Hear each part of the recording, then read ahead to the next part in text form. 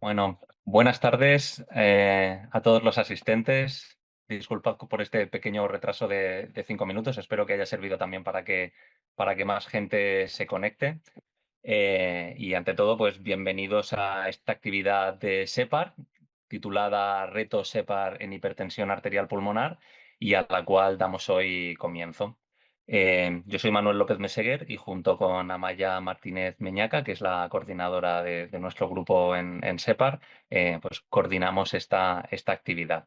Una actividad que hemos ideado con varios objetivos. El primero, poder reunirnos alrededor del tema de la hipertensión pulmonar, ¿no? Y poder discutir pues, algunos aspectos concretos del manejo de la patología que últimamente pues, nos ocupan, nos inquietan, nos complican el día a día, y pensamos que este foro pues puede ser muy interesante para unificar formas de hacer, para coordinarnos y para dar unas pautas de actuación que nos puedan servir a todos, pues esto, para hacer una práctica clínica lo más uniforme posible en un campo de la hipertensión pulmonar en el que ya veréis pues, que no hay toda la evidencia que nos gustaría. También uno de los objetivos de esta actividad, que es el segundo año que hacemos, era esta vez darle voz a facultativos, especialistas, ya involucrados en el mundo de la hipertensión pulmonar, pero que están entrando en ella muchos de ellos, o que ya veréis que son ponentes muy jóvenes. Son 3 bloques, 3 días. El primero, que es hoy, dedicado a la estratificación del riesgo de la hipertensión pulmonar. El segundo, la semana que viene, en la que hablaremos de el clúster 2 de la hipertensión pulmonar cuando se asocia a comorbilidad cardiovascular.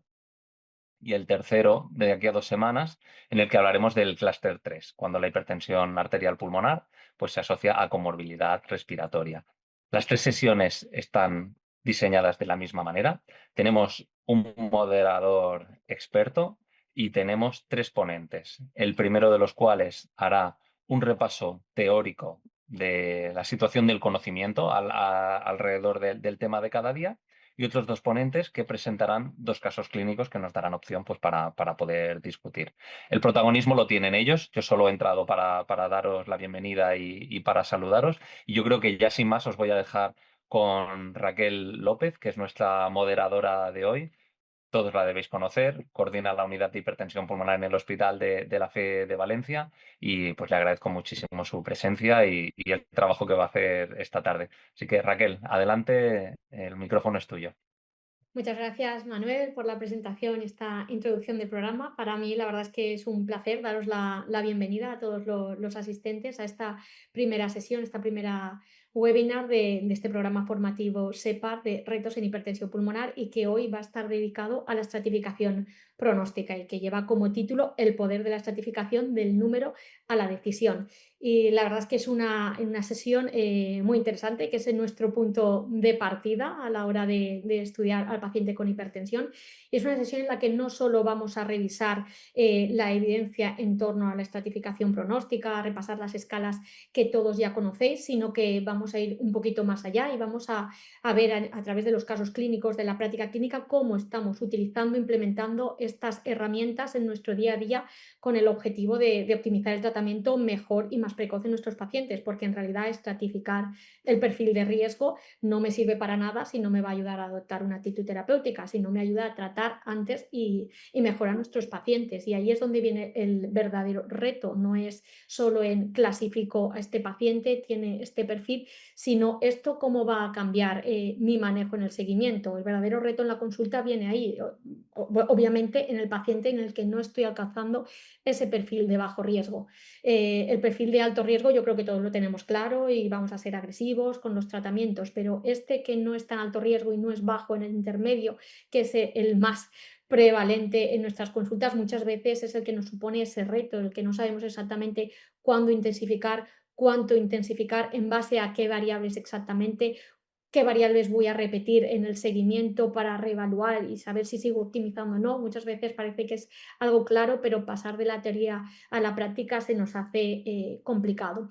Entonces, yo creo que en la sesión de hoy vamos a intentar dejar mensajes claros en torno a eso. Haremos una primera sesión, una primera charla destinada a sentar las bases, ¿no?, de lo que es la estratificación pronóstica y de su importancia. Y luego presentaremos 2 casos clínicos que, bueno, pues vienen a aterrizar esa teoría, esa evidencia a lo que nosotros hacemos en el día a día y finalmente plantearemos ya la discusión conjunta de esta evidencia y de los casos clínicos que se presenten. Estáis obviamente todos invitados a participar. Sabéis que podéis escribir a través de la web vuestras preguntas, nosotros las iremos recibiendo y yo se las transmitiré a los ponentes. La sesión de hoy, bueno, pues vamos a contar con 3 neumólogos compañeros, que bueno, pues como ha dicho Manuel, bueno, pues son emergentes en el campo de la hipertensión pulmonar, algunos ya con consultas más consolidadas, monográficas, dirigidas al manejo de esta patología y que, bueno, pues hoy, bueno, pues quería agradecerles que quieran compartir su experiencia y estar con nosotros aquí. Vamos a comenzar ya sin más dilación con la primera charla, ¿vale? Es el veredicto de la evidencia, ¿no? Vamos, es la base teórica un poco a la sesión de esta tarde. Y bueno, pues nos la presenta Laura Sierra Herranz, que es neumóloga del Hospital de León. Así que nada, cuando quieras, muchas gracias por estar aquí y nada. Pues muchas gracias, Raquel, y gracias a SEPAR por darme la oportunidad de participar. Bueno, voy a compartir mi presentación. Vale, bueno, como os decían, yo trabajo en el Hospital de León. Me dedico, una parte de mi actividad es en la hipertensión pulmonar. Entonces, bueno, quería hablaros un poco de la estratificación del riesgo en hipertensión pulmonar, y un poco la base y la evidencia que hay al respecto. ¿Por qué es tan importante la estratificación en la hipertensión pulmonar? Porque la hipertensión pulmonar constituye un grupo heterogéneo de enfermedades caracterizadas por un aumento progresivo de la presión en la circulación pulmonar, que conduce a una disfunción en el ventrículo derecho y, en última instancia, a una insuficiencia cardíaca derecha y una posible muerte prematura. A pesar de los avances terapéuticos en las últimas décadas, la hipertensión pulmonar sigue siendo una patología de muy mal pronóstico, con una alta morbimortalidad, una evolución impredecible para la que tenemos un amplio arsenal terapéutico. En este contexto, la evaluación pronóstica adquiere un papel central en el manejo clínico de los pacientes. ¿Qué impacto tiene la estratificación? Pues bueno, la estratificación se ha consolidado como una herramienta fundamental para estimar la probabilidad de eventos adversos, eh, como la mortalidad, la hospitalización o la progresión de la enfermedad, guiar nuestra toma de decisiones terapéuticas, evaluar la respuesta al tratamiento de los pacientes e individualizar el seguimiento de los mismos. Las guías actuales, como la de la ERS y la SC, recomiendan un enfoque multidimensional que integre las varias clínicas, las funcionales, de imagen, las hemodinámicas, para clasificar a los pacientes en categorías de bajo riesgo o intermedio, o sea, de bajo riesgo, intermedio o alto riesgo. Este enfoque no solo permite una mejor aproximación pronóstica, sino que también establece los objetivos terapéuticos claros, orientados a alcanzar y mantener el bajo riesgo en estos pacientes, lo cual se asocia con una mejor supervivencia. El concepto actual de riesgo en hipertensión pulmonar es claramente multidimensional. No existe una única variable que define el pronóstico, sino que la integramos los datos clínicos, la capacidad funcional, los biomarcadores y la imagen clínica, también la hemodinámica del paciente. Y ningún parámetro por sí mismo, aislado, es suficiente. El riesgo es el resultado de integrar los múltiples dominios, para conocer qué pronóstico tiene el paciente en el momento de evaluarlo. Aquí tenéis en esta tabla la estratificación según las guías ERS-SC. En cuanto a la estratificación clásica que aplicamos, es la de las guías de la Sociedad Europea de Cardiología y la Sociedad Europea de Respiratorio, establecen 3 categorías clásicas de riesgo basadas en la mortalidad a un año. el bajo riesgo, con una mortalidad menor al 5%, el riesgo intermedio, con una mortalidad en torno al 5 al 20% de mortalidad en un año, y el riesgo alto, que conlleva una mayor mortalidad por encima del 20%. Este modelo ha sido la base del manejo de la hipertensión pulmonar durante la última década y sigue siendo el marco de referencia. Entonces, llevar al paciente al perfil de bajo riesgo y mantenerlo en el tiempo es nuestro objetivo siempre. Sabemos que los pacientes en bajo riesgo tienen una supervivencia significativamente mejor y, por tanto, se plantea el objetivo es una estrategia orientada a alcanzar ese riesgo. A pesar de la utilidad que tiene, la estratificación clásica tiene unas limitaciones importantes. La más relevante principalmente es que el riesgo intermedio es muy amplio, extremadamente heterogéneo. Dentro de esta categoría tenemos pacientes muy estables y otros pacientes con un alto riesgo de progresión. Además, los modelos son relativamente estáticos, tienen una precisión limitada a nivel individual y existe una variabilidad importante entre las distintas escalas.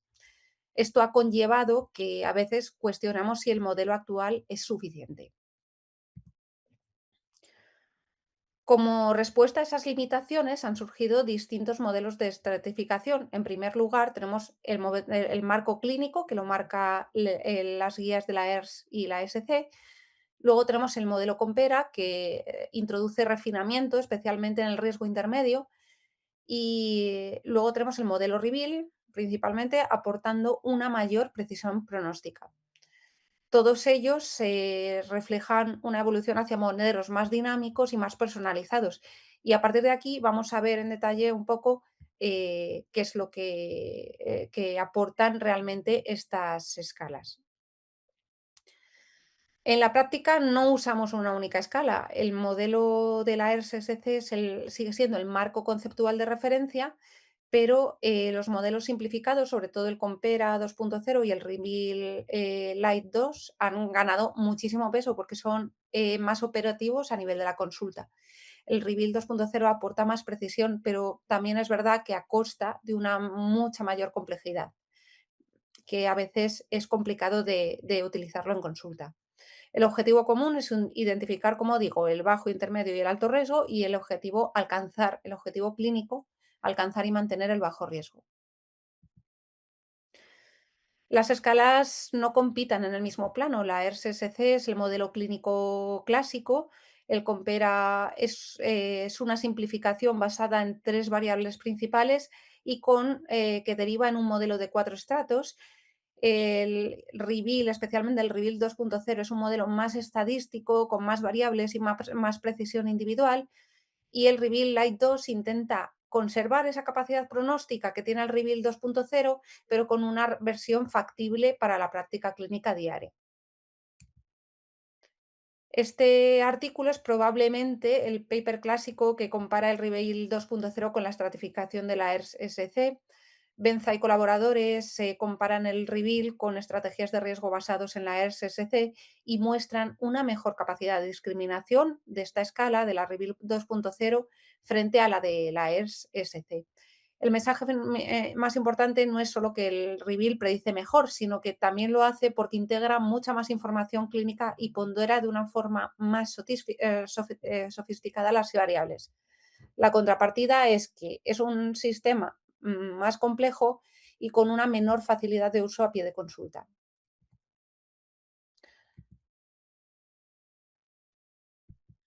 El gran problema del modelo clásico europeo era el grupo intermedio, y entonces Compera 2.0 introduce los 4 estratos y consigue una separación pronóstica del grupo intermedio en un intermedio bajo y un intermedio alto, más fina, especialmente sobre todo en el seguimiento. El grupo de AMET y colaboradores apoyan precisamente esta estrategia con un modelo más global al diagnóstico que nos englobe la hemodinámica, variables de imagen y uno un poco más simplificado durante el seguimiento. Esto tiene una traducción clínica muy directa porque ayuda a decidir a quién debemos intensificar el tratamiento dentro de este enorme cajón desastre que supone el riesgo intermedio. La respuesta honesta de qué escala puede ser mejor, pues depende para qué. Si lo que queremos es tener una mayor precisión pronóstica individual, la literatura favorece claramente al reveal. Si lo que, y en algunos contextos probablemente al reveal light 2, sobre todo a pie de consulta. Si lo que buscamos es una herramienta sencilla, reproducible y muy útil para el seguimiento, es el Compera 2.0, probablemente la más práctica. Y la ERS-SC sigue siendo el marco conceptual sobre la cual pivotan todas las guías. Eh, eh, el autor Sahai demostró además que la impresión clínica sola infraestima el riesgo, incluso los pacientes en clase funcional 2. Y estudios más recientes como el de el grupo de Yang apoyan el valor de la estratificación seriada y el rendimiento del Compera en el seguimiento.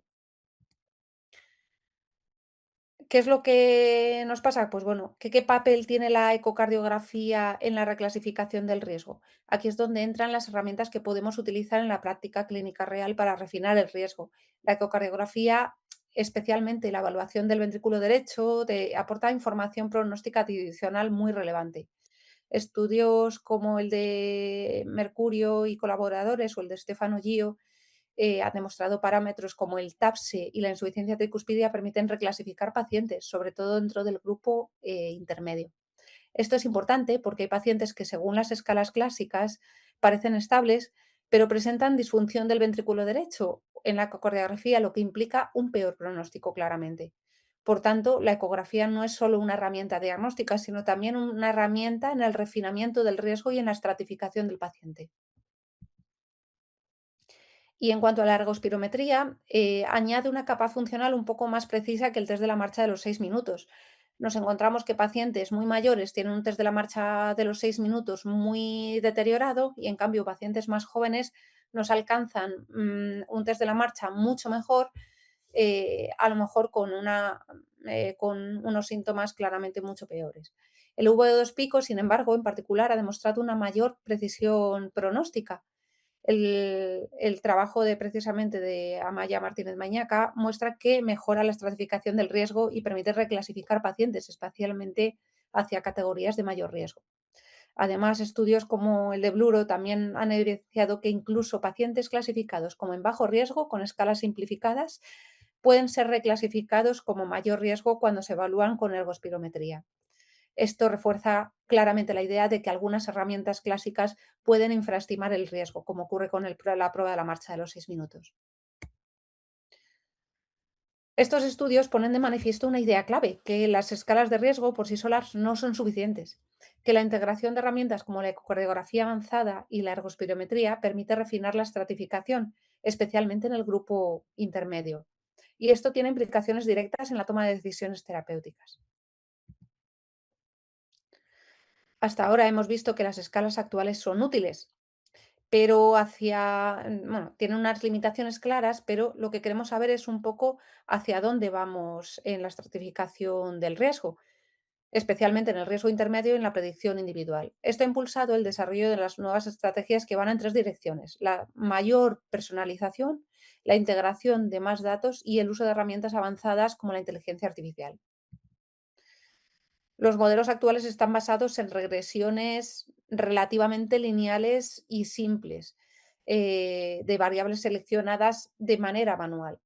El problema es que la hipertensión arterial pulmonar es una enfermedad compleja, con múltiples ejes fisiopatológicos que interactúan entre sí. Aquí es donde la inteligencia artificial puede aportar un valor al ser capaz de manejar esa complejidad.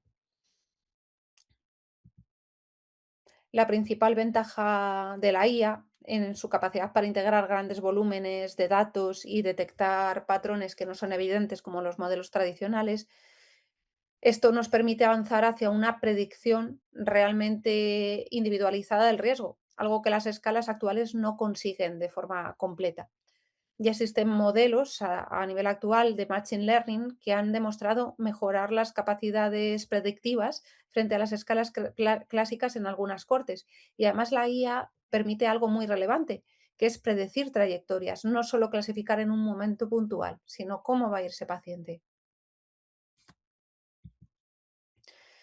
Es importante ser críticos. La IA todavía no está integrada en la práctica clínica. Los principales problemas son la falta de validación de las grandes cortes, en grandes cortes, y la dificultad para implementar los modelos y la necesidad de infraestructuras digitales adecuadas, cosa que si no tenemos historia digital integrada en todo el Sistema Nacional de Salud, ¿cómo vamos a hablar de integración de la IA en, en nuestra consulta en el día a día?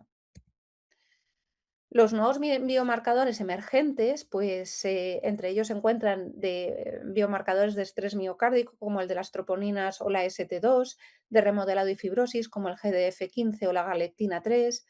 Encontramos también modelos o sea, biomarcadores de inflamación como la IL-6, de daño endotelial como la ADMA y genómicos como el microRN.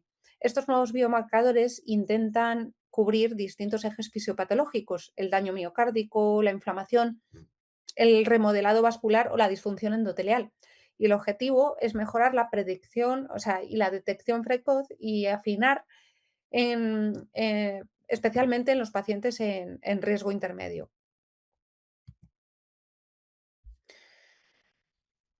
El Un poco también decir que no hay un biomarcador único, sino, se utiliza una combinación. La idea es utilizar una combinación de biomarcadores, de imagen avanzada y de datos clínicos, de tal forma que estemos haciendo una firma biológica del paciente. Esto permitiría caracterizar mejor a cada paciente y avanzar hacia una estratificación más biológica, por así decirlo, de cada paciente. Para terminar, quiero que os llevéis varias ideas clave. La primera es que la estratificación del riesgo no es solo una herramienta pronóstica, sino el eje central sobre la que tomamos decisiones en la hipertensión pulmonar. La segunda es que no existe una escala perfecta y nunca la vamos a encontrar. Mm, Igual en un futuro la podemos encontrar. Pero bueno, la combinación de la escala, vamos, de la SCS-ERS, el Compera y el Reveal, nos permite estratificar al inicio y durante el seguimiento.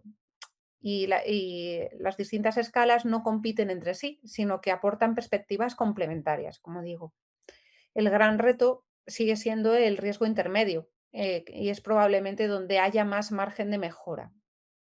Además, es fundamental entender que la estratificación no es algo estático, sino que es algo que debemos realizar en cada consulta.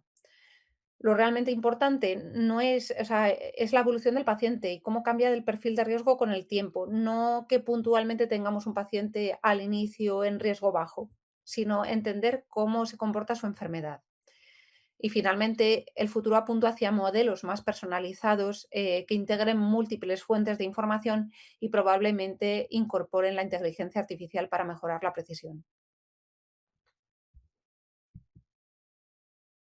Muchas gracias, Laura, por la presentación excelente, sencilla y clara, bueno, pues de todos los aspectos importantes, de las escalas, de las, bueno, pues diferentes calculadoras que tenemos para manejar el perfil de riesgo y por subrayar esa frase que vamos a ir repitiendo a lo largo de la sesión, que importante es estratificar y sobre todo, bueno, pues apoyarnos en esa estratificación para adoptar nuestra actitud terapéutica, nuestras decisiones clínicas. No sirve para nada. La verdad es que muy interesante todo y bueno, pues iremos discutiendo más adelante algunos aspectos, ¿vale? Pasamos ya con la parte práctica, ¿no? Nos bajamos al terreno de la práctica clínica habitual, es lo que más nos gusta a los que hacemos clínica y cómo integramos todas estas escenario de variables, diferentes calculadoras a nuestra práctica clínica que estamos utilizando y en base, bueno, pues a qué parámetros estamos adoptando decisiones. Vamos a ver el primer caso que nos lo va a presentar Miguel Suárez Ortiz, es neumólogo del Hospital Infanta Leonor. Muchas gracias, Miguel, cuando quieras. Hola.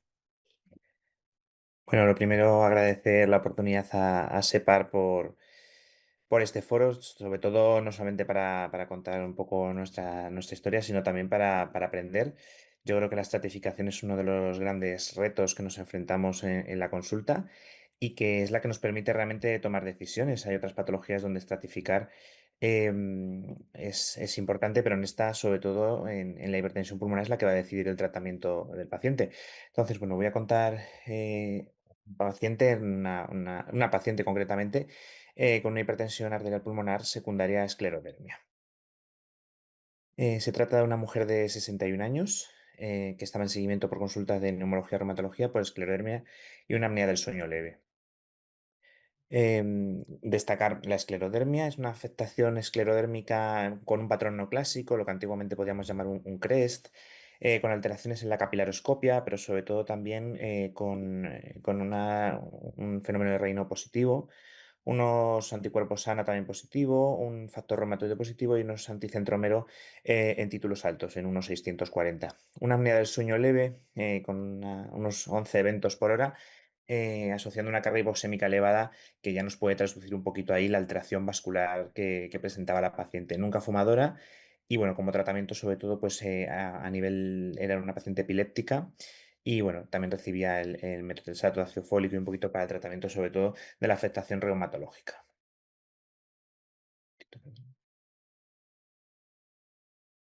Vale. Bueno, cuando llega a nuestra consulta, viene derivada por signos de hipertensión pulmonar en un ecocardiograma que le habían pedido. La paciente, aunque es muy minimizadora, que es una cosa que es constante durante desde que la conocemos, bueno, se encontraba en una situación funcional 3, una paciente con sobrepeso, con 98 kilos, con una tensión normal, al principio siempre estaba un poquito taquicárdica y en el ecocardiograma con el que no lo derivaban, pues bueno, presentaba una PSAP de 68. Entrando un poquito más en el ecocardiograma, bueno, pues vemos un ventrículo izquierdo que no estaba dilatado, quizá estaba levemente hipertrófico, con una aurícula izquierda moderadamente dilatada, pero sin signos que sugirieran aumento de presiones de llenado. En las cavidades derechas, destacar que el ventrículo derecho presentaba una dilatación con una función sistólica conservada, una aurícula dilatada de 24 centímetros cuadrados y una PSAP, como he comentado antes, de 68, lo que estimaría una hipertensión pulmonar moderada. La vena cava además se encontraba dilatada y no presentaba colapso durante la inspiración. Realizamos un angiotac en abril del 24 también, un poquito para descartar la afectación intersticial de esta paciente, que se descartaba, y también para descartar si había algún tipo de evento embólico que también estuviese condicionando pues, ese aumento esa dilatación de cavidades derechas. Bueno, aquí podemos ver las imágenes, un TAC bueno, que está un poquito bastante respirado. Y bueno, sí que podemos ver quizá una leve afectación sutil en bases que nos hablaban, pero con un perfil más inflamatorio. A nivel analítico, bueno, destacaba una anemia, una hemoglobina de 10,8, una anemia leve, un NT-proBNP elevado de 1400 y en principio una creatinina normal, que también pacientes con esclerodermia siempre tener en cuenta y recordar que tienen bastante afectación renal, lo que puede condicionar tanto el pronóstico como la terapéutica. A nivel de pruebas funcionales, bueno, pues si nos quedábamos solamente con la espirometría, podía impresionar de una restricción que no se confirmaba con la pletismografía y sí que vemos una alteración de la difusión moderada que corrige muy poquito por volumen alveolar, cosa que también nos guía un poquito hacia la afectación vascular de la paciente. En el test de la marcha, bueno, recorría 201 metros, con desaturación de hasta el 86% y con una disnea bastante importante. En junio de ese mismo año realizaron las cardiólogas el cateterismo cardíaco derecho con una presión en auricular derecha de 8 milímetros de mercurio y una presión pulmonar media de 44. La PCP era de 12 y con un índice cardíaco bajo y una resistencia pulmonar bastante elevada de 7,5 y una saturación de la pulmonar de 58%. Bueno, diagnosticamos a la paciente una hipertensión arterial pulmonar con una esclerodermia con un anticentromero positivo y bueno, su apnea del sueño a nivel, esos son un poco los diagnósticos de la consulta. Bueno, pues pasamos lo primero pues a estratificar, ¿no? Que es un poquito lo que hemos venido a hablar hoy. Bueno, pues lo primero, nosotros en la consulta utilizamos los modelos de la guía europea, ¿vale? Pero bueno, durante la presentación, aparte, después del modelo de la guía europea, que es el que realmente usamos en la consulta, con el que en ese momento estratificamos, he utilizado otros modelos para compararlos un poquito, pero eso ha sido todo a retrospectiva. Entonces, bueno, si hacemos el modelo CSRS, podemos ver que la paciente se encontraría con 2,3 puntos, que bueno, que sería el riesgo intermedio. Tiene algunos, si nos fijamos, parámetros que sí que se encontrarían en riesgo alto y bastantes poquitos en riesgo bajo. Si utilizamos el Reveal 2.0 al diagnóstico, bueno, pues podemos ver que la paciente tendría un score de riesgo de 14, lo que sí nos habría situado a la paciente en alto riesgo. Esto no lo hicimos como tal, por tanto nosotros, nuestra paciente, nos quedamos con que teníamos riesgo intermedio. Bueno, pues si seguimos las guías con riesgo bajo o intermedio, lo que estaría indicado sería un tratamiento inicial combinado con IPD5 y ARE. Es verdad que si hubiéramos estado en un riesgo alto, la evidencia es menor, pero sí que nos podríamos haber intentado animar hacia una triple terapia o hacer una terapia de prostaglandinas sistémicas. Hay que tener en cuenta que en nuestro centro no tenemos pacientes por logística con terapia sistémica y normalmente los mandamos al 12 de octubre. La paciente desde un primer momento, también cuando ya le fuimos hablando un poco del tema, se negó en rotundo, así que bueno, teníamos una paciente en riesgo intermedio, pues empezamos a tratarla con doble terapia. Después de diagnosticarla de riesgo intermedio, pues empezamos con tadalafilo, en principio 10 al día, escalamos a 20, a dosis en principio techo terapéutica.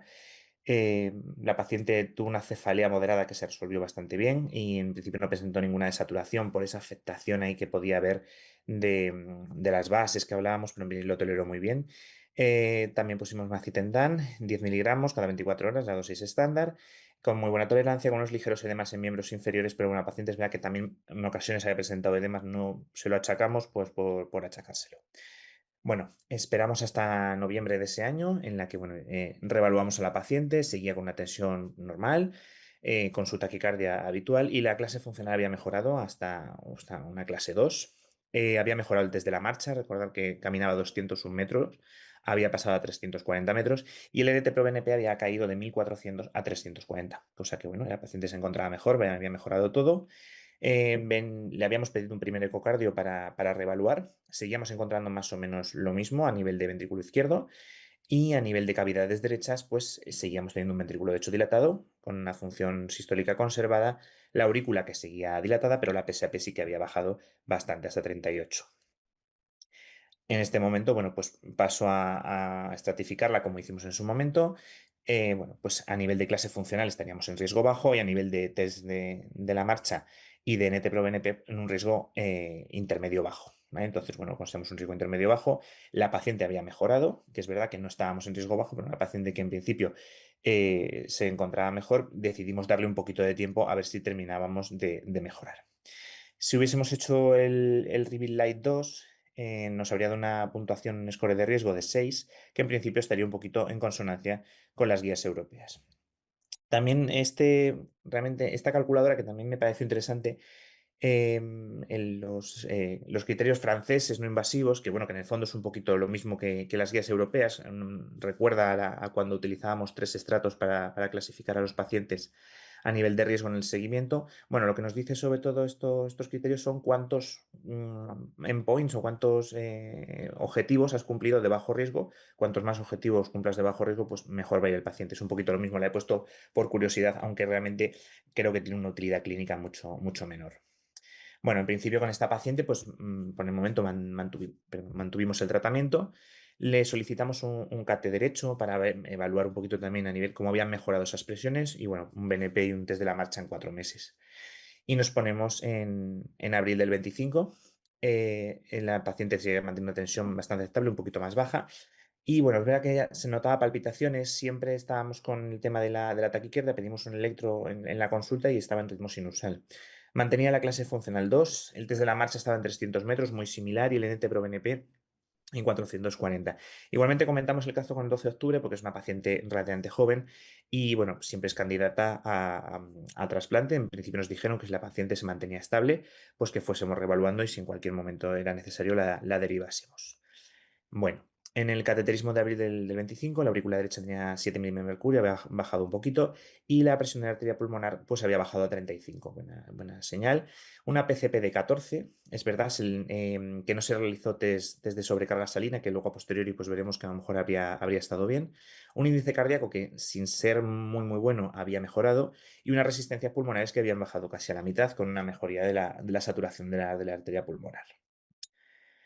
Bueno, evaluando aquí a nivel de riesgo, a nivel de las guías europeas, Pues bueno, aquí nos encontramos que la paciente es verdad que seguía con una clase funcional bastante buena. Recuerda que es una paciente que en principio no quiere que se le hagan demasiadas cosas, que así que siempre pensamos que puede ella decir que está un poquito mejor de lo que está. A nivel de test de la marcha, como había caído un poquito, ya nos estábamos empezando a situar en un riesgo intermedio alto y en ET-proBNP seguíamos en un riesgo intermedio bajo. Sigue estando en el riesgo intermedio bajo, pero es verdad que ya nos aparece una pequeña red flag que es el riesgo intermedio alto del test de la marcha. Si hubiésemos hecho el Reveal Light 2, habríamos pasado un risk score de 7, que es verdad que previamente veníamos de 6, seguíamos en riesgo intermedio, pero bueno, también vemos ahí un ligero empeoramiento. Y bueno, los criterios franceses nos siguen diciendo que solamente tenía un objetivo cumplido de bajo riesgo. Bueno, ¿qué hicimos? Bueno, pues propusimos a la paciente acudir al 12 de octubre, como ya habíamos comentado el caso. Nos dijo que ya se encontraba bien, que en principio ya quería seguir tratamiento en nuestro centro y sobre todo intentar evitar desplazamientos allí o vías más invasivas. Y pues probamos con el Selexipag. Empezamos una titulación de 200 microgramos cada 12 horas, como viene en ficha técnica. Aumento de dosis semanal o un poquito más, depende según se encontraba la paciente, porque al principio empezó con una cefalea moderada que ya la había presentado previamente, bien tolerada.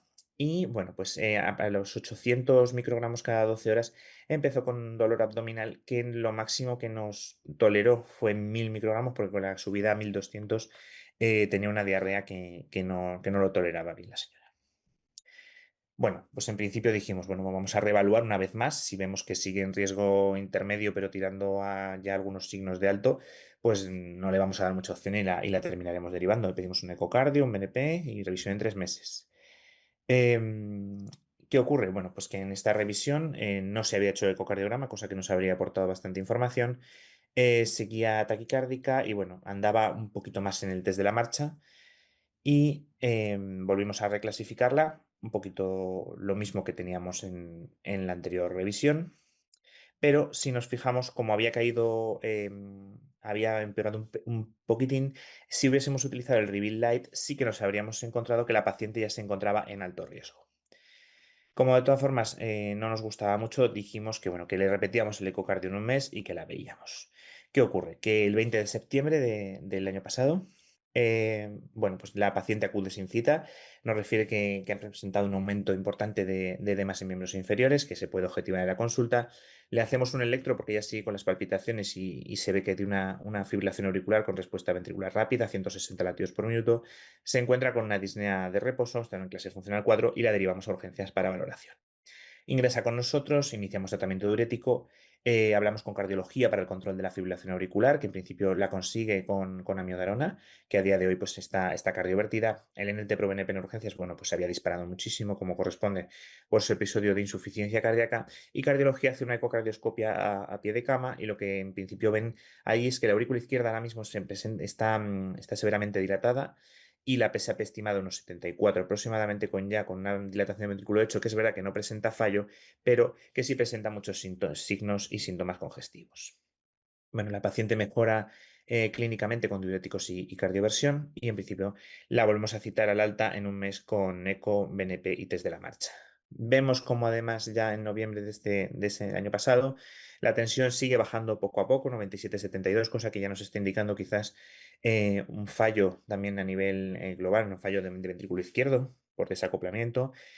Mantiene el ritmo sinusal, que había sido cardiovertida. La clase funcional no llegó a volver a bajar a 2, seguía en 3 desde la marcha de 180 metros y el verdad que el BNP no era el mismo que en urgencias, pero también estaba peor que en revisiones previas.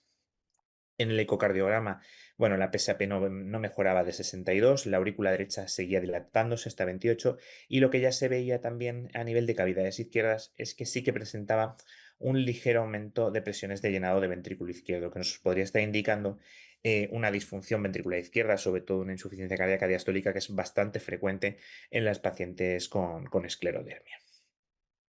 Si en ese momento hicimos en la estratificación de riesgo, ya nos encontramos que la paciente tiene todos los parámetros en riesgo intermedio alto.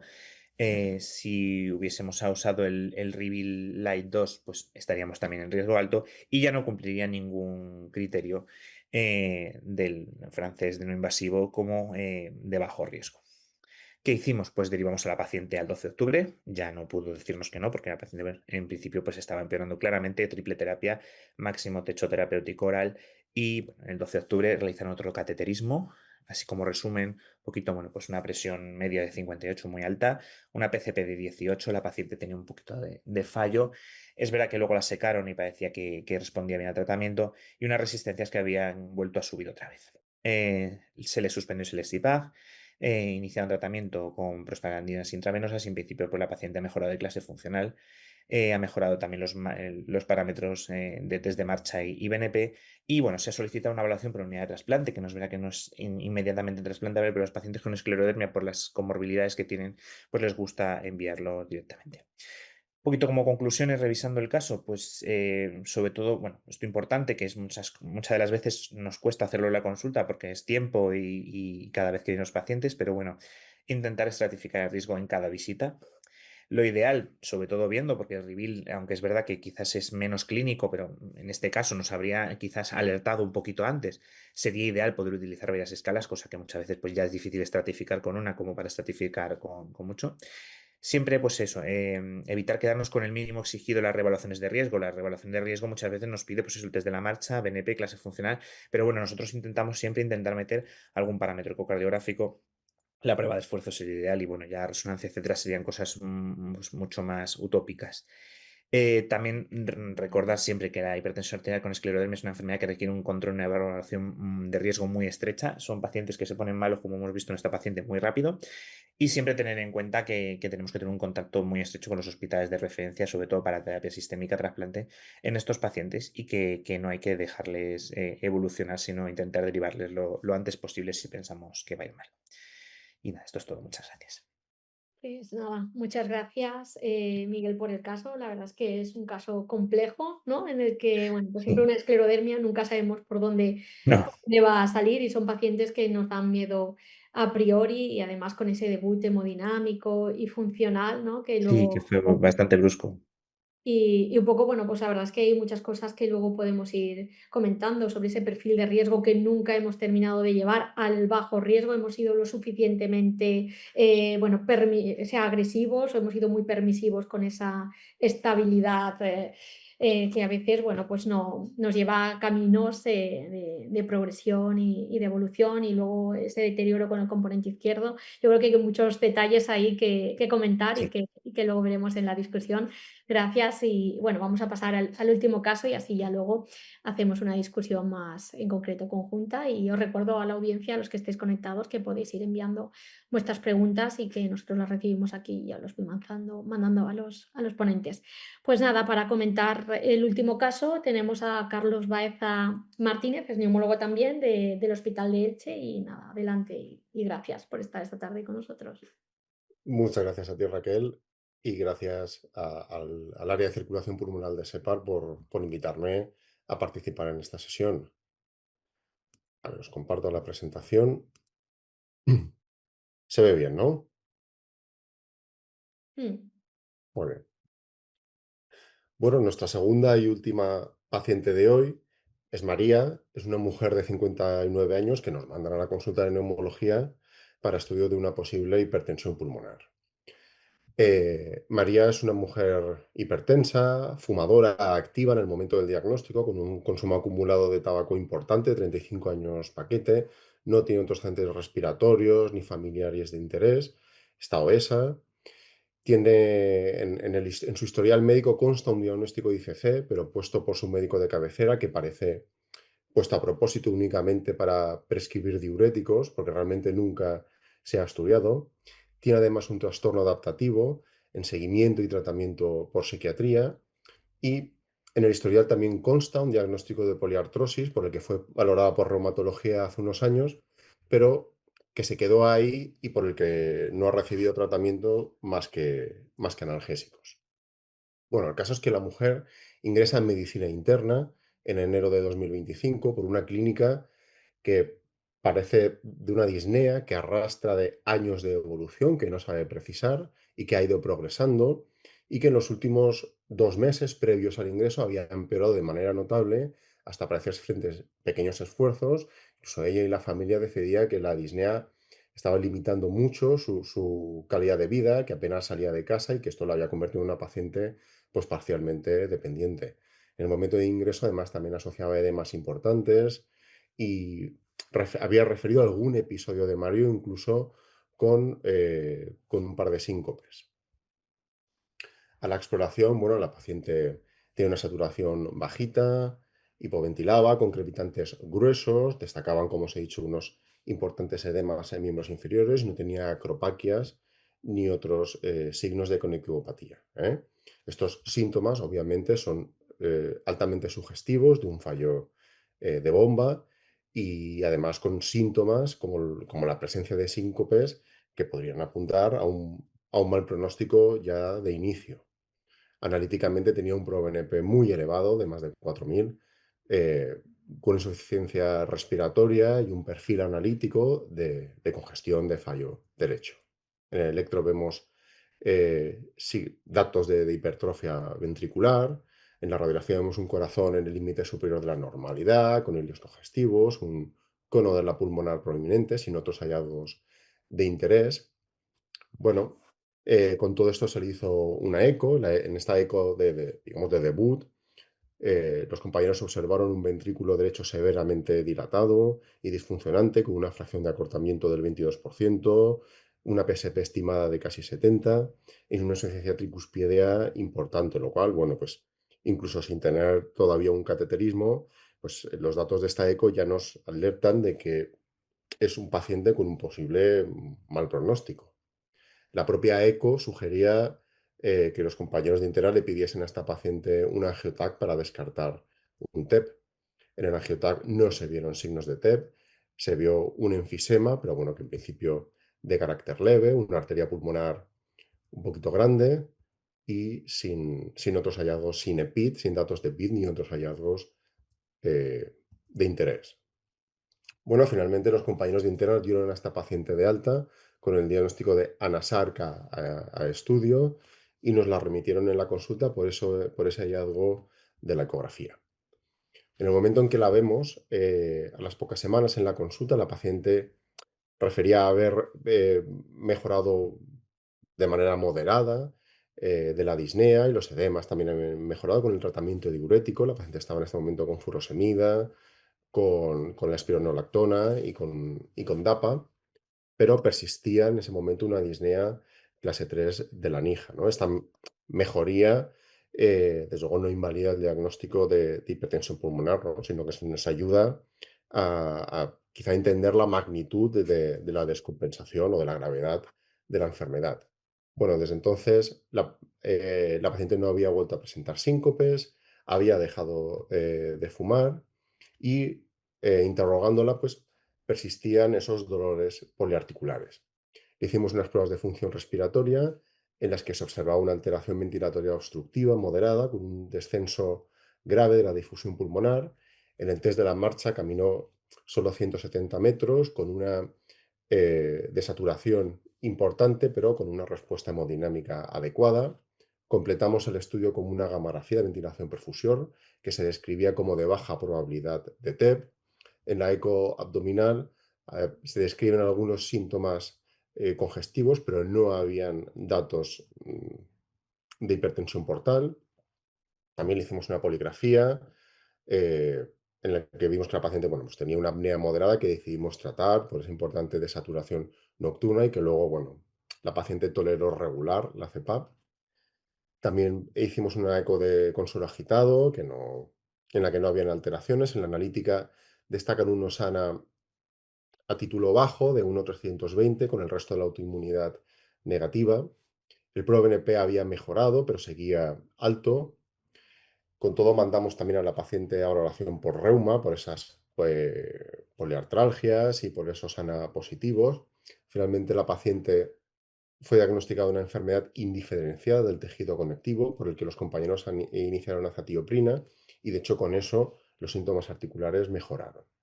Bueno, y obviamente completamos el estudio finalmente con un cateterismo, con un cate derecho, en el que se confirmó la presencia de una hipertensión pulmonar precapilar con unas resistencias elevadas, pero que bueno, mantenía un gasto adecuado. Con todo, teníamos los datos disponibles, bueno, diagnosticamos a la paciente una enfermedad pulmonar del grupo 1, una probable idiopática con comorbilidades versus asociada con ectopatía. La enfermedad indiferenciada del tejido conectivo no es una de las que en principio se asocian más a hipertensión, pero bueno, el diagnóstico quedaba ahí un poco en el aire. Bueno, hasta ahora los datos que tenemos con los datos que tenemos de la paciente, si tenemos que hacer una evaluación pronóstica, bueno, tenemos datos que obviamente no son modificables o son poco modificables, como la edad o las comorbilidades, y luego hay otros que sí son modificables y que son los que nos interesan para establecer una evaluación pronóstica y hacer un seguimiento de la enfermedad, ¿no? Con estos datos de la eco, de la clase funcional, de la hemodinámica, bueno, pues se establece un riesgo intermedio en el límite superior. Al establecer este pronóstico, yo incluso le planteé a la paciente derivarla a un centro donde manejasen próstatas intravenosas, porque en nuestro centro hasta el momento no las manejamos, pero la paciente no quiso ir a ningún lugar. Con los datos que tenemos, yo encuadré a la paciente como una paciente con comorbilidad cardiopulmonar. Quizá aquí me equivoqué y tendría que haber sido un poco más agresivo al inicio y haber tirado por la otra rama. Pero bueno, una paciente con un EPOC, en un estadio leve moderado, con obesa, con algunas comorbilidades, y decidí ser cauto y probar el tratamiento poco a poco a ver cómo lo iba tolerando. Así que en vez de iniciar una doble terapia de inicio, bueno, fui escalando progresivamente en el tratamiento a lo largo de varias semanas. El resultado fue que la paciente lo toleró muy bien y en el primer control ya funcional de abril, la paciente refería una mejoría importante de la disnea. La familia ya nos comentaba que la paciente había vuelto a salir de casa, que volvía a ser bastante independiente. El test de la marcha, aunque mantenía una desaturación importante, caminaba más del doble que la inicial y el ProBNP había mejorado mucho, ¿eh? Con esto, bueno, pues situamos a la paciente en un perfil de riesgo bajo, con lo que decidí simplemente en este momento mantener el tratamiento con la doble vasodilatación. El siguiente control fue en junio de 2025, en el que la situación era muy similar en cuanto a la disnea, el ProBNP y la distancia caminada en el test de la marcha. En este control incluimos una ecocardio en las que se describía una mejoría parcial de alguno de esos parámetros de hipertensión pulmonar. Así que bueno, la paciente me pareció que en este momento estaba bien controlada y decidí mantener el tratamiento. Pero después de verano la situación cambió bastante. En el siguiente control, la paciente refería haber empeorado de manera importante en cuanto a la disnea, le costaba otra vez volver a salir de casa, no asociaba ninguna otra clínica significativa, tenía unos edemas pero eran leves, no había vuelto a tener síncopes, no tenía tos ni dolor torácico ni ningún otro síntoma reseñable salvo la disnea. La paciente aseguraba cumplir adecuadamente con el tratamiento, además farmacia hospitalaria me confirmaba las dispensaciones y lo que sí llamaba la atención es que la paciente había ganado mucho peso. Había pasado de 88 kilos en junio a 110 en octubre. Había tenido un verano duro. La paciente parece que había tenido una descompensación de su enfermedad psiquiátrica y no sé si esto podía haber influido en esa ganancia ponderal tan importante. Además de la ganancia ponderal, bueno, el verano de 2025, supongo que recordaréis que fue un verano como los dos anteriores, bastante duro en cuanto a olas de calor, al menos aquí en Alicante. Durante julio y agosto tuvimos encadenadas varias olas de calor y no sé, bueno, el calor también hasta qué punto pudo impactar en ese momento sobre la disnea de la paciente, que es un tema, bueno, interesante que luego, si queréis, podemos discutir. El caso es que, como en todos los controles, hicimos un test de la marcha que había empeorado de manera notable respecto al previo, había caído a la mitad la distancia caminada, pero sin embargo el ProBNP se mantenía a unos niveles bajos. Entonces, bueno, pues aquí tenemos un parámetro en cada lugar del semáforo. Tenemos una disnea en un riesgo intermedio, el test de la marcha que nos dice que está en riesgo alto y sin embargo el ProBNP está muy bien. Fijaos que aquí, si no somos sistemáticos y no le hacemos a la paciente las pruebas pertinentes, perdonad, bueno, podemos llegar y vemos solo el ProBNP, pues podemos llegar a pensar que la paciente se fatiga más simplemente porque ha engordado de peso y porque hace calor, viendo que el ProBNP está normal y quedarnos tan tranquilos y no hacer nada más, ¿no? Sin embargo, bueno, pues con esta valoración multidimensional, vemos que la paciente está en un riesgo en este momento intermedio alto, lo cual nos obliga a hacer cosas. Lo primero que hicimos fue descartar que no hubiese ninguna otra causa de ese empeoramiento de la disnea y de la actividad física medida por el test de la marcha. Las pruebas de función respiratoria estaban igual que las iniciales y hicimos también otra ecocardio en la que no se describían cambios reseñables con respecto al anterior, que ya había mejorado con respecto al inicio. Bueno, así que decidimos a la paciente repetir el CATE y al compararlo con el inicial, vemos que realmente el cateterismo había mejorado mucho. La media había caído más de 10 puntos, las resistencias ahora eran de menos de la mitad, mantenía un adecuado gasto cardíaco. Entonces, había una mejoría hemodinámica significativa, persistía una hipertensión residual, pero bueno, había una discordancia con lo que le estaba ocurriendo a la paciente. Entonces, aquí la verdad es que no sabía muy bien qué hacer. Tenemos eh, un empeoramiento clínico funcional, pero con una hemodinámica que se mantenía bien. No sabía muy bien esa ganancia ponderal y el calor hasta qué punto podían estar impactando en la disnea y en esa limitación física. Pero bueno, al final decidí hacerle caso a la valoración multidimensional y escalar a triple terapia, añadiéndose el Lexipag al tratamiento. Durante las siguientes semanas fuimos escalando la dosis, la paciente toleró adecuadamente el tratamiento sin efectos adversos reseñables y se pudo escalar hasta la dosis plena. Y lo cierto es que en el último control que le hemos hecho hace un mes, la paciente había mejorado mucho, fue mejorando progresivamente. En este último control refería a una disnea ya fase 1 o 2, nos comentaba que iba un poco a días, no tenía además significativos. Seguía con el sobrepeso, hasta ahora había perdido 6 kilos respecto a esa ganancia ponderal y bueno, ahora nos comentaba que iba a empezar con el Ozempic, a ver si esto también le permitía perder más peso. El test de la marcha ha mejorado mucho y el ProBNP, bueno, pues se mantiene bajo como está al principio. ¿Eh? Estas es las últimas pruebas de función respiratoria en el que las pongo porque me ha llamado la atención que aunque la espirometría se ha mantenido estable a lo largo del tiempo, la difusión ha mejorado mucho. Inicialmente tenía una difusión del 37%, 38% en las primeras fases, que al añadir la triple terapia en un control previo había mejorado al 42% y en este último había ascendido a un 49%.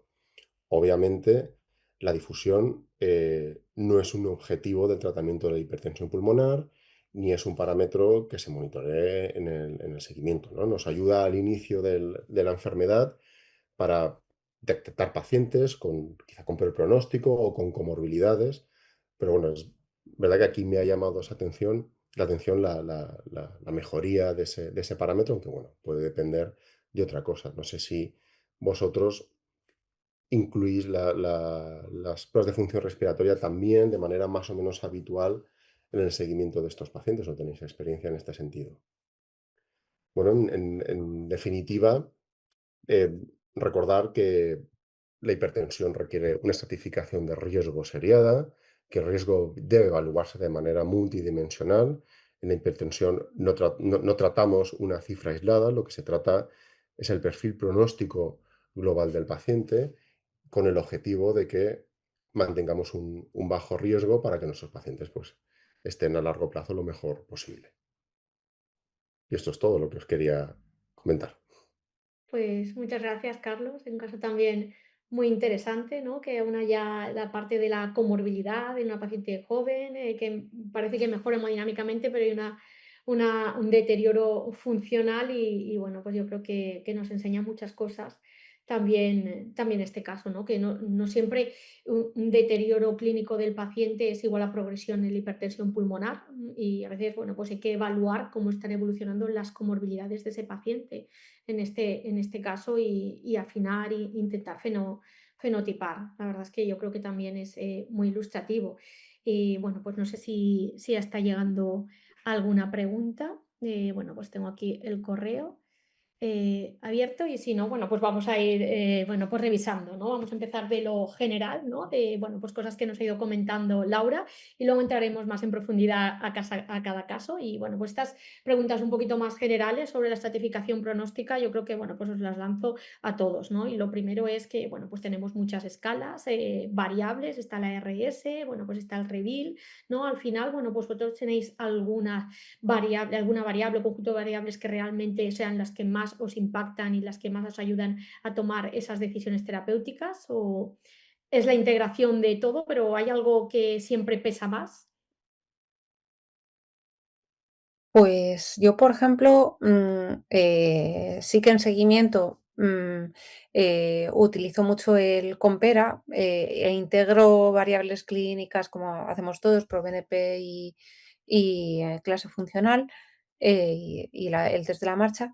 Pero, por ejemplo, sí que cuando pido la ecocardiografía hay una variable que me gusta mucho mirar, que es el TAPSE entre la PSAP, por ejemplo, y la intento integrar. O, por ejemplo, valorar eso, el TAPSE, la valoración del ventrículo derecho, si tiene disfunción.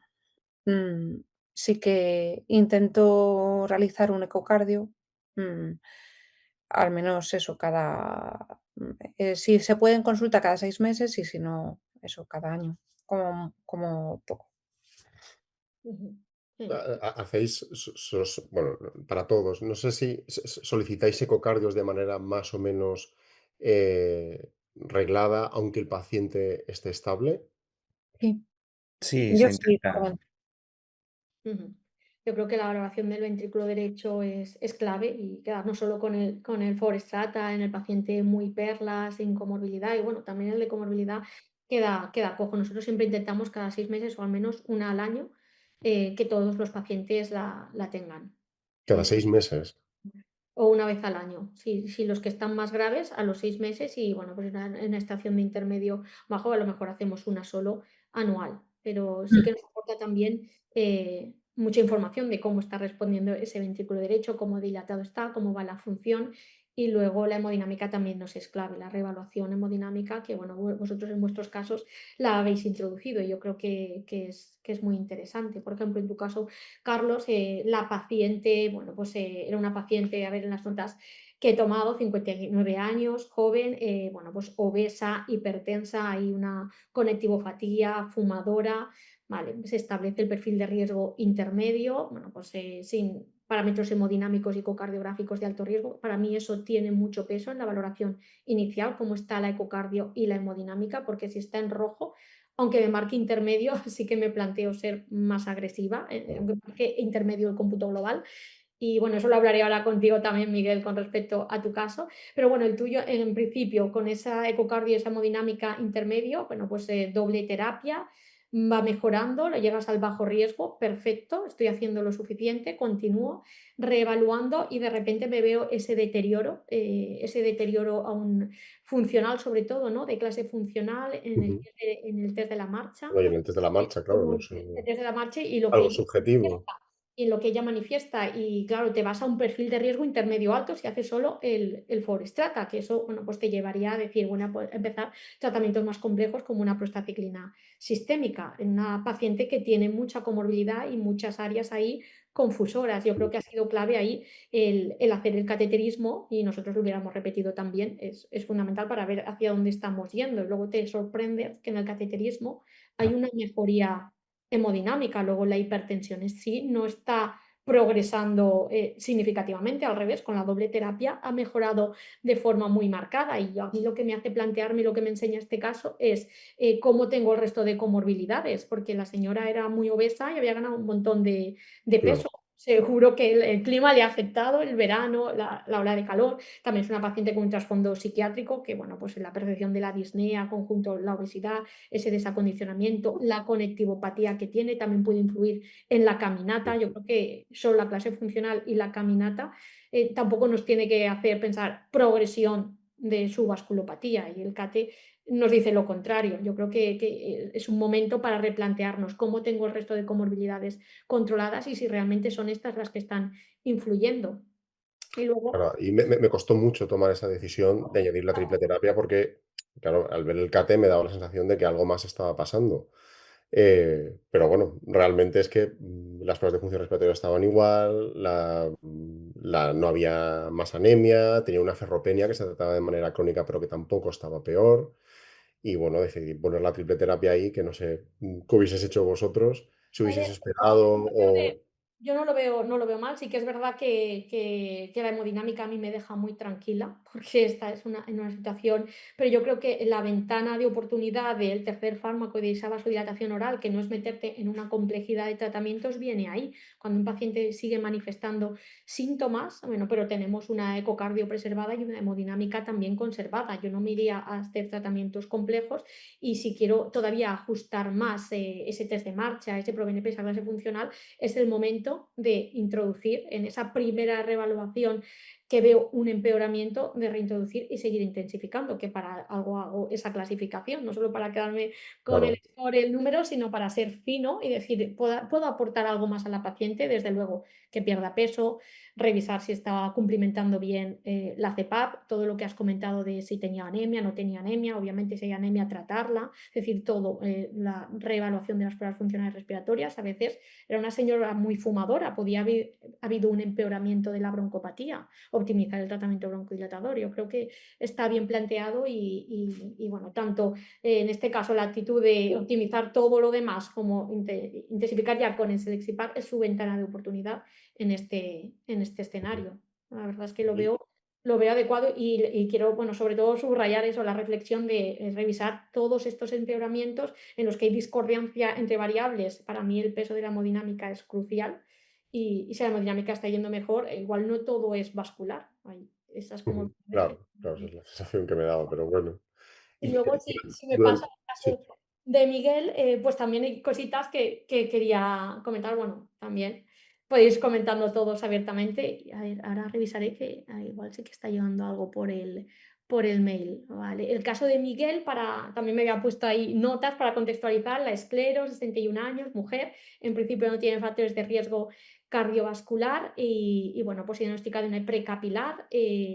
Bueno, pues con una severidad hemodinámica, ¿no? Y bueno, pues sí. sabiendo que tiene esa severidad roja, aunque el score global eh, está en intermedio, la verdad es que para mí sí que tiene peso. ¿No os planteasteis o no, pues, el tema Sí, de la prostaciclina, siendo que también es una paciente con esclero?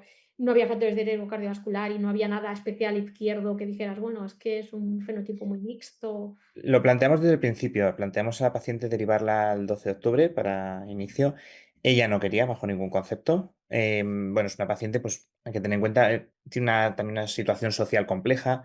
Tiene una hermana que es su cuidadora principal en principio y no tiene más familia y ella decía que ir hasta el 12 de octubre pues no le compensaba. Lo comentamos también con el 12, que han sido conocedores de esta paciente desde hace, pues, desde casi desde el principio.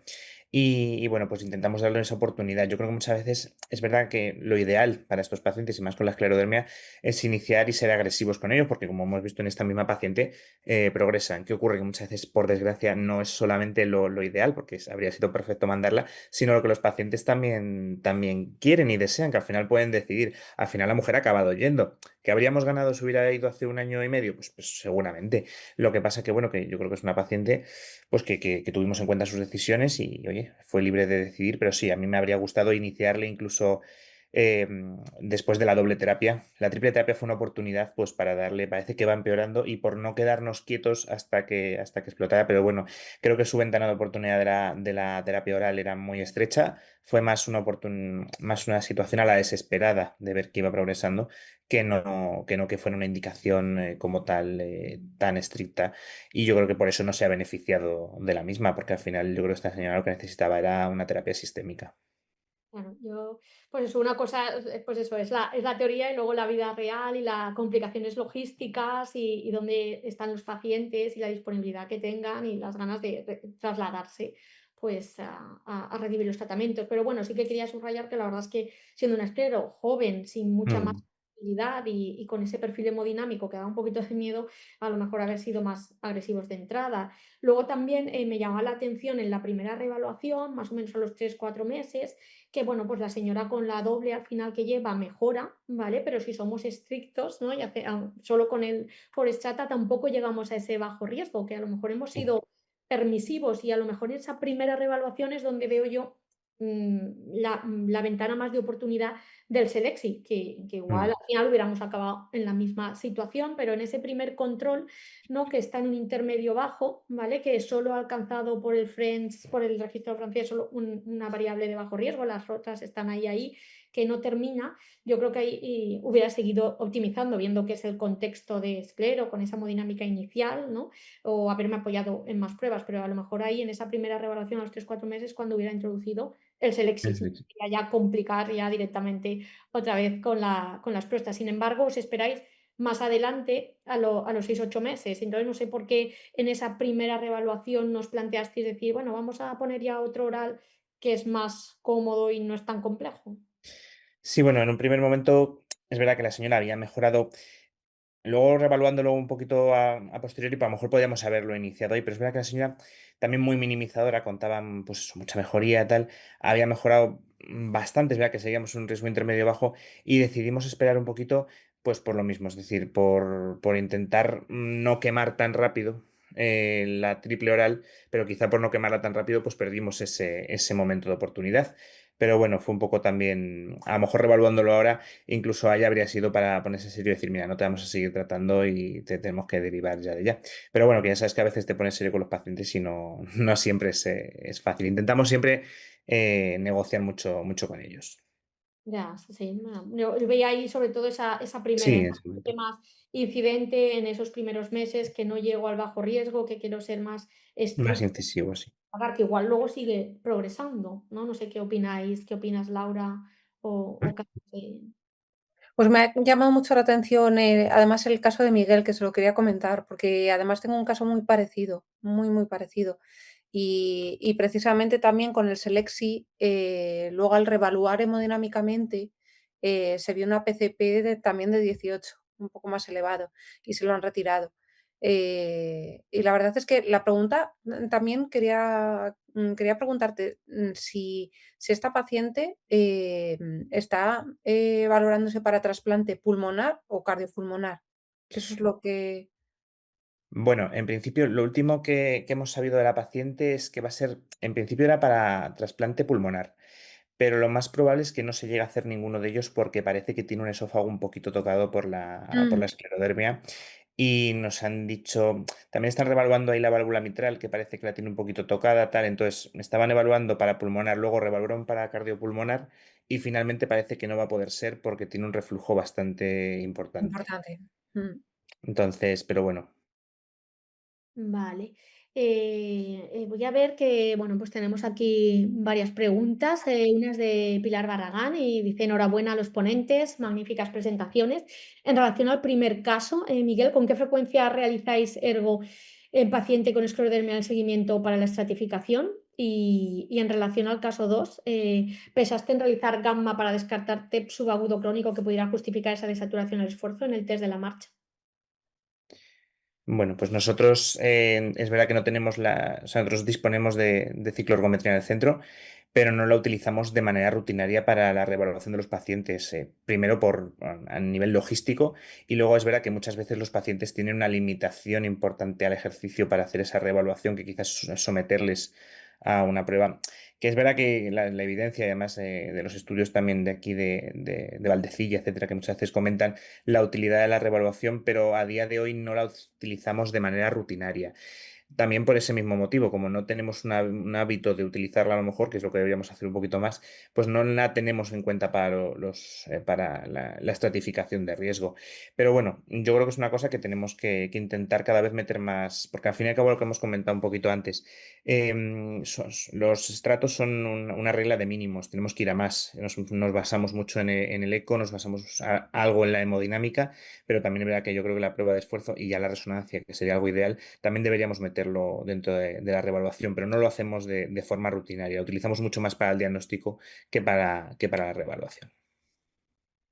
Ujú. Muy bien. Nosotros sí que le hicimos gamografía de ventilación-perfusión y con el angiotag negativo para TEP y con una gamografía de baja probabilidad, pues bueno, pensamos que se descartaba de manera razonable el grupo 4.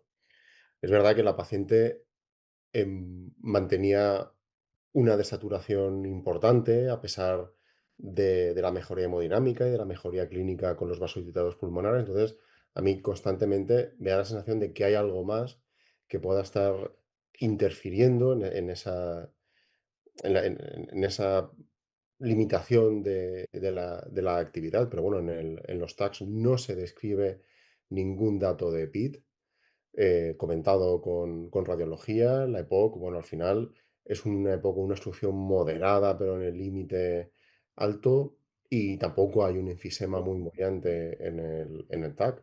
Entonces, no hemos encontrado ningún otro dato eh, que nos haga sospechar otra cosa aparte de la hipertensión y las comunidades que ya conocemos. No hemos hecho reso cardíaca porque la paciente tiene claustrofobia y no ha querido hacer. No sé si ahí se nos puede estar escapando algo que no haya sido descrito en la ecocardio. Y luego a esta tampoco le hemos hecho eh, una prueba de esfuerzo que a lo mejor sí que nos podría dar algo más de información. Quizá no sé hasta qué punto esa limitación de la actividad es más ventilatoria o es más hemodinámica, pero bueno, la paciente también es una paciente con la poliartrosis y que también en algún momento se lo he propuesto y me ha dicho que no. De hecho, ya me cuesta que cada vez que venga antes de la marcha. Ujú. Claro, de hecho, eso también te lo iba a preguntar yo, el tema de la prueba de esfuerzo que nos hubiera aportado, ¿no? Cuando hay ese deterioro manteniendo una hemodinámica Claro, claro. conservada, prácticamente normalizada, que igual sí que nos hubiera apuntado más hacia eso, limitación ventilatoria, circulatoria, desacondicionamiento físico, la obesidad seguro que Claro, de ven. hecho, incluso inicialmente planteé hacerla porque cuando no sabía muy bien por dónde tirar, cómo iniciar los tratamientos, ver hasta qué punto esa limitación era hemodinámica, pero la paciente no estaba muy por la labor. Ujú. Y luego también hay una pregunta que nos hace Rocío, ¿vale? Que también bueno, pues me la había planteado, es con el caso de Miguel, ¿no? Con ese deterioro al final, bueno, pues se mete en FA, bueno, pues más congestiva, ese CATE, bueno, pues con la PCP elevada, se retira el SELEX. ¿Y cómo interpretáis todo eso, que empieza a haber un componente ahí izquierdo? A pesar de eso, en la última reevaluación está todavía inestable hemodinámica, las tensiones están justitas, la PCP es de 18, pero se decide en el 12 iniciar tratamiento con prostas sistémicas. ¿Cómo valoramos eso en esta paciente? Bueno, a nivel de esta paciente, en respecto a eso, lo achacamos a varias cosas. Es verdad que es una paciente que al final tiene una esclerodermia, que la disfunción diastólica ahí está siempre, que también nos hemos planteado que eso ocurriera. Y también un poquito que la paciente, a pesar de que estuvo con diuréticos, seguía un poquito congestiva. Entonces yo creo que hemos valorado, y en el 12 también han valorado que es un poco mixto, es decir, la paciente puede tener un poquito de insuficiencia cardíaca diastólica. También lo que os estaba comentando antes, la válvula mitral parece que está empezando a darle problemas, cosa que también nos podría elevar un poquito la PCP. Pero bueno, sobre todo lo que ha predominado en el caso y lo que hemos hablado también con los compañeros allí que han decidido poner prostas sistémicas, es que al final estaba haciendo una hipotensión, estaba haciendo un bajo gasto global, y eso al final es un signo de muy mal pronóstico y en principio pues de una insuficiencia cardíaca que puede llegar a ser terminal en breve, y se ha preferido sobre todo predominar en ese caso, mejorar el gasto cardíaco, mejorar la hemodinámica con prosas sistémicas, y reevaluar a un segundo tiempo si realmente es más una insuficiencia cardíaca diastólica o es más que estaba la paciente congestiva cuando mejore un poquito el gasto cardíaco. Se han planteado realizar también resonancia cardíaca, que no sé si habías comentado. Sí, están planteando hacer resonancia cardíaca, pero me imagino que tendrá las mismas limitaciones que tenemos en la mayoría de centros. Y yo creo que la quieren tener un poquito más estabilizada. Se hizo un transesofágico, es lo que os digo, que es una insuficiencia mitral grado 2. Entonces están ahí un poquito indecisos. Yo creo que quieren tenerla totalmente estabilizada y después ya plantearse si realmente, porque claro, realmente si tú empezásemos con insuficiencia cardíaca diastólica, el ARE yo creo que estaría indicado su retirada y habría que reevaluar un poquito el caso entero. No tenemos todavía, por tanto, datos No. de evolución con la próstata, cómo está tolerando, ¿vale? Pero bueno, yo creo que, bueno, pues siempre hay que intentarlo y, bueno, siempre podemos hacer un paso atrás, que no nos debe de limitar cuando al final esta severidad y hay una progresión, y más en una paciente de este sentido. ¿Y vosotros qué creéis que seguimos pecando más, de infraestimar riesgos o sobreestimar en base a un dato aislado, concreto, a una variable? ¿Qué creéis en lo que seguimos fallando más? Al menos en un ambiente como el mío, en un centro que no es un centro de referencia y que no tenemos tantos recursos o experiencia como otros centros, yo creo que pecamos de ser demasiado conservadores. De hecho, yo con esta paciente que la- una vez vista la evolución, creo que tenía que haber sido más agresivo desde un principio y haber estado encima. Yo creo no sé, tengo la sensación de que en general a los centros que tenemos menos experiencia o no tenemos tantos recursos, la hipertensión nos da como mucho respeto e iniciar y progresar en los tratamientos, eh, a veces a mí por lo menos me cuesta y tengo la sensación de que debería ser más agresivo o poner más de lo que más realmente pongo, de que soy demasiado conservador. Mm, estoy de Sí, yo creo acuerdo. que nos pasa un poco lo mismo. Reevaluar a esta paciente es ver que hemos sido conservadores, también un poco es verdad que con los deseos, pero bueno, y yo creo que no es que infraestimemos realmente el riesgo, a lo mejor sabemos muchas veces el riesgo que hay, pero bueno, yo creo que al fin y al cabo, como intentas tener a veces manejos conservadores, pues eres más tolerante a nivel de riesgo. Sabes el riesgo que hay, pero quizás no eres tan ambicioso con el bajo riesgo como deberíamos ser. Ujú. Efectivamente. Yo estoy totalmente de acuerdo. Yo creo que eso, muchas veces adoptamos inercias, ¿no? Nos movemos en una falsa situación de estabilidad, que bueno, el paciente puede estar estable, pero perdemos muchas veces el objetivo del bajo riesgo, ¿no? Y a veces, sobre todo con el intermedio bajo, pues somos permisivos, ¿no? ¿Cuándo consideráis que es unos mínimos en los que no deberíamos ser permisivos y estancarnos ahí en esa estabilidad? ¿Cuándo deberíamos ser más agresivos? Yo creo que siempre, pero bueno. Siempre, claro, pero sobre todo que esa situación que dices tú de un riesgo intermedio bajo, ahí quizás sí somos, si la paciente no es una paciente que clínicamente no está muy mal, realmente ahí quizás yo, por ejemplo, quizás sí sea más permisivo y no y ahí y sea donde más falle, en ese riesgo intermedio bajo.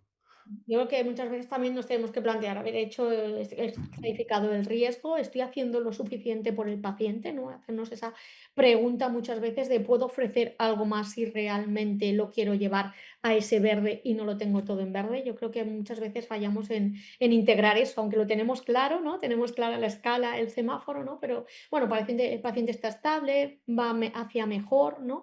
Y bueno, pues si va mejorando, pues como comentabas tú, Miguel, vamos a ver el siguiente, ¿no? Pero yo creo que a lo mejor al siguiente ya estamos llegando tarde, que tenemos que ahí adelantarnos, ser precoz, ¿no? Tú, Laura, ¿qué opinas, no? Clasificamos bien al paciente, estamos estratificando bien, y en esto fallamos o realmente lo que fallamos es en no actuar cuando no conseguimos el objetivo de bajo riesgo. Como... Yo creo que realmente todo el mundo estratifica bien al inicio. El problema yo creo que en el seguimiento, como decíais, tenemos una falsa seguridad y una falsa sensación de que el paciente está mejor de lo que luego está. Yo creo que sobre todo somos un poco permisivos en el intermedio bajo. Igual en pacientes mayores y más añosos podríamos serlo, pero hay que ser más agresivos en los pacientes más jóvenes, yo creo. Ujú. Yo creo que también ese es el punto que más que nos escapa. El alto riesgo está claro, el intermedio alto nos hace siempre ir hacia el CATE, ver la hemodinámica, ver el ventrículo derecho, ir más allá para decidir ya si la próstata sistémica o las nuevas terapias antirremodelado, pero ese intermedio bajo que a veces se confunde con un bajo riesgo, con una situación de estabilidad, ¿no? Pues a veces ahí somos más permisivos, nos llevamos por la inercia y a veces eso nos puede salir caro. Yo creo que hay que, bueno, pues recordarlo y subrayarlo para que los que están al otro lado, bueno, pues también lo tengan presente, que luego los escenarios pueden ser muy complejos y la idiosincrasia de cada paciente y sus comorbilidades nos puede limitar, pero por lo menos plantearnos, ya que hacemos esa estratificación, yo estoy de acuerdo contigo, yo creo que estratificar todos más o menos lo hacemos bien, ahí no erramos, lo que creo que a veces sí que hay como una falta de intensificación, de agresividad a la hora de adoptar ser agresivos en los tratamientos, que hemos estratificado, vale, bien, perfil, pero somos permisivos, nos dejamos ahí llevar. Creo que hay alguna pregunta más de José Gonzalo Chiriboga. Nos dicen, bueno, enhorabuena a todos los ponentes por las presentaciones. Y bueno, hace poco se publicó en la ERS bueno, pues un artículo sobre el pronóstico de HP con prueba de esfuerzo. Se propone una nueva escala. Bueno, pues con la prueba de esfuerzo creo que en ambos casos ayudaría mucho para la toma de decisiones, sobre todo porque tiene buena correlación con parámetros invasivos, con el cateterismo cardíaco derecho. Bueno, ¿qué opináis sobre bueno, pues la introducción de la prueba de esfuerzo? Yo creo que, pues igual que la eco, ¿no? Que hay que integrarla también más, bueno, pues Sí. en la valoración de nuestros pacientes y, bueno, pues un poco, bueno, pues nos ayuda a ser un poquito más pulcros y exactos a la hora de perfilar el perfil de riesgo, ¿no? Mm. Que habitualmente, bueno, pues qué herramientas sois las que más estáis gastando en el seguimiento y con qué frecuencia las empleáis. Porque muchas veces estamos criticando el for strata, que es lo básico, yo creo que es la política de mínimos, eso debe de estar siempre ahí, porque si no tenemos esas tres, ¿qué hacemos? ¿No? Es muy difícil tomar una decisión terapéutica, pero ¿qué más estáis incluyendo y con qué frecuencia? En el seguimiento que además os quería preguntar, ¿incluís pruebas de función respiratoria de manera más o menos regular o no? Yo, No sé bien qué utilidad puede tener. No me queda muy clara la utilidad, pero la verdad es que yo de manera, no todas las visitas, pero de manera más o menos regular, sí que pido al menos un espirometro y un test de difusión. No sé si esto tiene mucho sentido o si lo hacéis también. yo Yo de- sistemáticamente, bueno, contesta Laura, sí. Sí, perdona. Yo depende de la patología del paciente previa. Por ejemplo, en pacientes con enfermedades reumáticas sí que lo pido de rutina, cada 6 meses, cada año. En pacientes con enfermedad respiratoria, por ejemplo, EPOC, soy más de pedirlo en cada visita, cada 3 meses, por reevaluación, porque ya de paso hago tratamiento de la EPOC. Pero, por ejemplo, pacientes con HAP primaria o pacientes sin, la verdad es que en esto soy más laxa. No, yo realmente en las pruebas de función respiratoria sí me gusta pedirlas la difusión. Yo creo que la difusión no tanto como para ver si el paciente está yendo bien, porque vea que las difusiones muchas veces pues, no mejoran por mucho que hagamos, pero sí una caída importante de la difusión a mí sí que me parece un aviso bastante importante de que el paciente está yendo mal. Y luego el ecocardio yo creo que es la otra principal herramienta así objetiva. Como subjetiva nosotros recientemente hemos empezado a utilizar más en casi todos los pacientes los cuestionarios de calidad de vida, el énfasis 10 sobre todo, que bueno, que quizá a mí lo que me ha dado la impresión no es que, claro, eso no te orienta hacia cómo tratar al paciente, pero sí te ayuda a ver a qué pacientes minimizan un poquito, porque es verdad que cuando tú le preguntas al paciente cómo te encuentras, si puedes subir unas escaleras o puedes andar 100 metros, ellos te pueden... Pero cuando le vas desgranando poco a poco su calidad de vida, te das cuenta de que a lo mejor están peor de lo que están y ellos están minimizando a nivel de la clase funcional. Eso me parece interesante, a lo mejor para otra cosa más en el poco tiempo de la consulta para, para poder pasar. Yo también estoy de acuerdo. Creo que los cuestionarios a veces los tenemos infrautilizados, nosotros los utilizamos mucho, pero nos puede aportar mucha información. Y con respecto a las pruebas respiratorias, la verdad es que yo no las pido sistemáticamente, salvo en el paciente que es respiratorio, que tiene esa comorbilidad, pues ese POC, enfisema, fibrosis pulmonar, las conectivopatías, que suelen tener muchas veces la difusión tocada, pero a lo mejor no ha dado la cara a una clara EPID o la hipertensión, pues eso sí que lo voy monitorizando.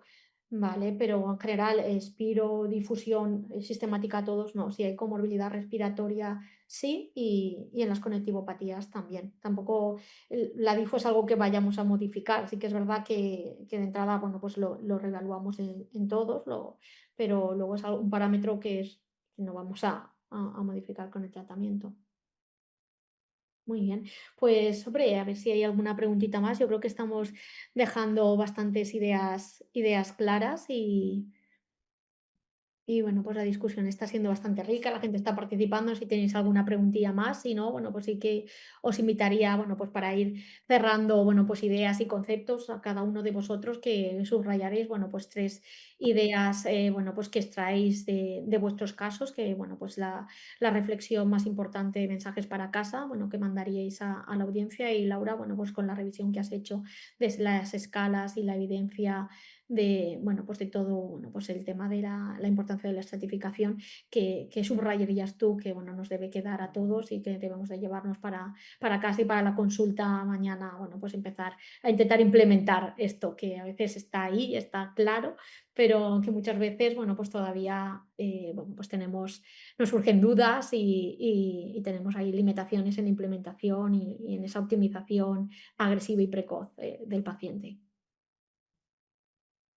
Que Sí, pues la verdad es que sobre todo que estratificamos de manera dinámica en cada consulta, sobre todo porque hay veces que se nos olvida en el seguimiento o quizá por falta de tiempo muchas veces lo dejamos eso para el último momento y no se realiza.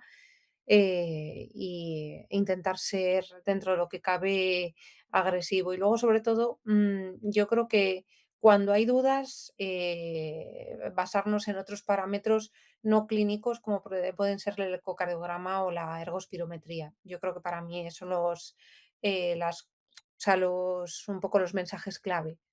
Yo creo que es muy importante también, y eso lo hemos comentado mucho, la foto dinámica, ¿no? Del paciente, ya no solo Mm. cada foto en cada vasita, en cada revaloración, sino qué es la tendencia que sigue el paciente a lo largo del seguimiento, esa trayectoria, esa respuesta inicial o no al tratamiento, que también es un marcador Y pronóstico. luego también una cosa que a mí no me responden las escalas es el tema de no es lo mismo un riesgo bajo en un paciente con un BMPR2 o en un paciente con una esclerodermia que un riesgo bajo en otro tipo de hipertensión pulmonar. Ujú. Claro que Igual tenemos que tomarlo un poco más, o sea, vigilarlo un poquitín más por el riesgo de progresión o de empeoramiento de la enfermedad, o quizá el intermedio bajo en ese caso ser más agresivos, siempre yo creo que es clave individualizar. individualizar, ¿no? Porque utilizar también las herramientas del REVIL, ¿no? El sexo varón, el tipo de hipertensión pulmonar que padezcas, todo eso también nos va a influir, no es el semáforo clásico, esas variables modificables, pero son variables que impactan y que también las tenemos que tener en nuestra mente a la hora de adoptar una actitud u otra en un determinado paciente. Desde Eh, luego. esas variables no modificables, la trayectoria y esa respuesta inicial o no al tratamiento, yo creo que son cosas, ¿no? Que hay que valorar, ¿no? El fracaso terapéutico, no sé qué opináis vosotros, pero no es solo que va empeorando, sino que muchas veces el que no esté en el objetivo bajo riesgo si realmente es un paciente que debería estarlo. Y tú, Carlos o Miguel, qué mensajes destacaríais de los casos y del tema de la estratificación?